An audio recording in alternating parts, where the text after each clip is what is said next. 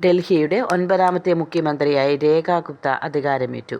പ്രധാനമന്ത്രി നരേന്ദ്രമോദി ഉൾപ്പെടെയുള്ളവരുടെ സാന്നിധ്യത്തിൽ രാംലീല മൈതാനിയിൽ നടന്ന ചടങ്ങിൽ ലഫ്റ്റനന്റ് ഗവർണർ വി.കെ. സക്സേന സത്യവാചകം ചൊല്ലിക്കൊടുത്തു. പർവേഷ് വർമ്മ, രഞ്ജിന്ദർ സിംഗ് സിർസ, ആശിഷ് സൂദ്, രവീന്ദർ ഇന്ദർജിത് സിംഗ്, കപിൽ മിശ്ര, പങ്കജ് കുമാർ സിംഗ് എന്നിവരും മന്ത്രിമാരായി സത്യപ്രതിജ്ഞ ചെയ്തു. മഞ്ജീന്ദർ സിംഗ് സിർസ പഞ്ചാബിലാണ് പ്രതിജ്ഞ ചെയ്തത്. ആശിഷ് സുധാകട്ടെ മാതാപിതാക്കളുടെ പേര് പ്രതിജ്ഞാവാചകത്തിൽ ഉൾപ്പെടുത്തി. എ.ഐ.പിയുടെ രാജ്യസഭാ അംഗം സ്വാതി മലിവാളും ഡൽഹി കോൺഗ്രസ് അധ്യക്ഷൻ ദേവേന്ദർ സിംഗ് യാദവും ചടങ്ങിന് എത്തിയിരുന്നു.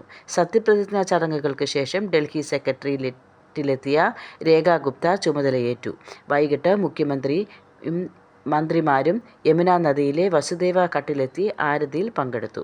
പാർട്ടി പ്രവർത്തനത്തിൽ താഴെത്തട്ടിൽ നിന്ന് ഉയർന്നു വന്നതാണ് രേഖ ഗുപ്ത മുഖ്യമന്ത്രി പദവിയിൽ എത്തിയത്. ഡൽഹിയുടെ വികസനത്തിനായി ഇവർ പൂർണ്ണ ശേഷിയോടെ പ്രവർത്തിക്കുമെന്ന് എനിക്ക് ഉറപ്പുണ്ട്. ചടങ്ങിന് ശേഷം പ്രധാനമന്ത്രി നരേന്ദ്രമോദി സമൂഹമാധ്യമത്തിൽ കുറിച്ചു.